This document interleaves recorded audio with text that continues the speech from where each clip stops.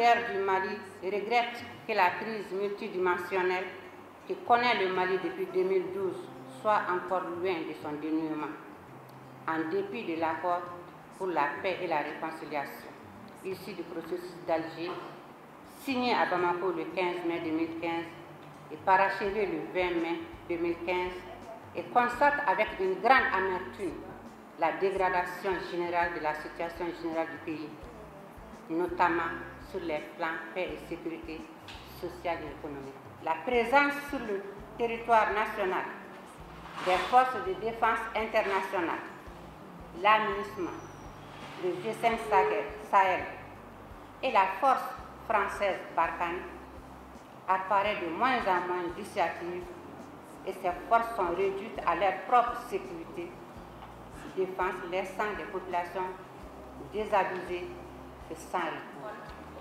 Nous disons que les femmes du Mali expriment leur inquiétude et leur désarroi face à la situation chaotique que vit l'école, avec les grèves interminables des enseignants, des élèves et souvent même des étudiants. L'école malienne tend irrésistiblement vers une année blanche, avec des conséquences désastreuses sur la scolarité des élèves et étudiants, sur la qualité des ressources humaines et d'une manière générale sur l'économie nationale.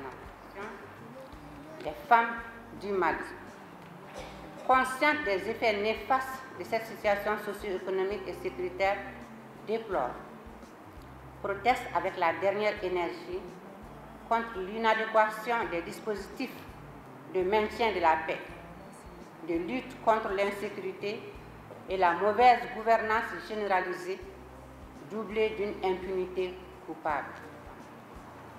Au peuple malien, les femmes du Mali lancent un vibrant appel pour une implication totale et entière de toutes et de tous dans la lutte contre le terrorisme, l'extrémisme violent,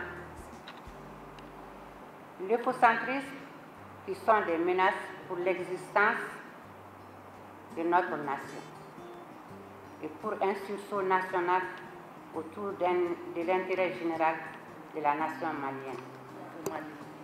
On a une loi qui a été votée, adoptée, promulguée, publiée dans le journal officiel de la République du Mali. Et on veut laisser encore cette loi de côté, continuer sans cette loi. Ça veut dire que ce législateur qui a travaillé pour rien. Et tout l'argent qu'on a eu à mettre dans la faisabilité de cette loi-là, ça a été de l'argent qui a été mis pour rien. C'est pourquoi vous l'avez dit, ma chérie Diakité, les femmes ne vont pas rester les bras croisés. On ne va pas laisser cette fois-ci. Autour de la table ici, maman a dit, ça va être la prochaine fois. C'est l'éternel recommencement pour nous les femmes dans les gouvernements. L'éternel recommencement. C'était la dernière fois, c'était l'avant-dernière fois, c'était encore l'avant-dernière fois. Mais où est-ce que ça va s'arrêter? Où est-ce que ça va s'arrêter?